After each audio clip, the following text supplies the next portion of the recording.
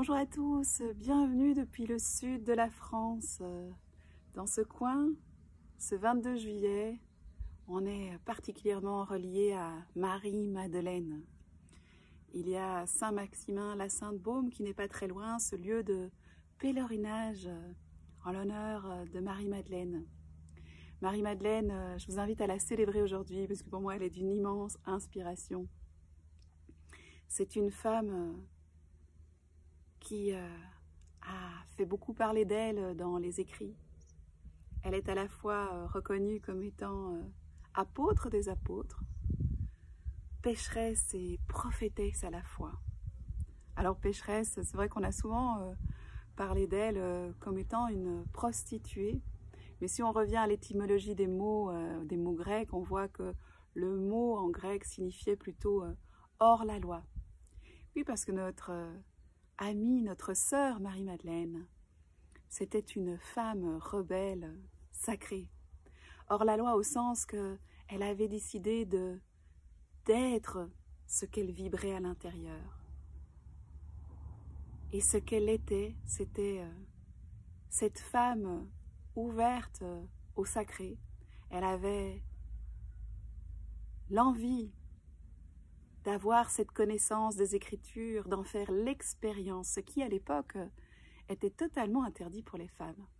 Mais peu importe, Marie-Madeleine, elle suivait sa voie. Elle suivait la voie de son cœur.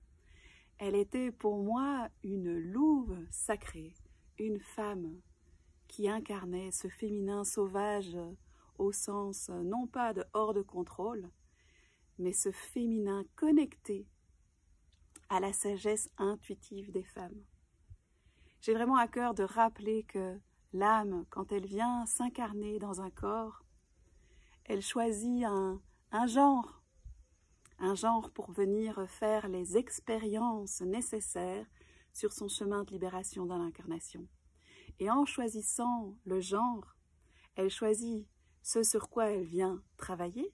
Les femmes ont un karma spécifique à ce genre féminin à venir travailler dans l'incarnation, mais aussi des fabuleuses ressources. Et donc la femme sauvage, Marie-Madeleine, elle nous invite à venir faire l'accueil au cœur de soi de toute cette ressource qu'est la sagesse intuitive, naturelle, sauvage au sens de sage, sagesse intuitive, au cœur de l'existence. Alors j'invite toutes les femmes, en ce jour du 22 juillet, fête de Marie-Madeleine, à prendre un temps de réceptivité et de connectivité à l'intime de soi.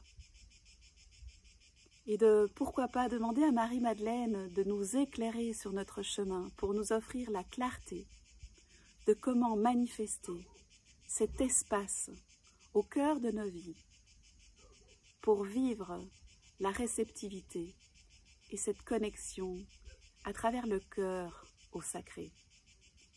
Parce qu'effectivement, un des grands enseignements de Marie-Madeleine, c'est de nous apprendre que nous sommes sur terre pour apprendre à aimer et que l'incarnation est cette école de la vie pour ouvrir le cœur. Et que pour les femmes, la voie se fait par l'éclosion à notre féminin sacré,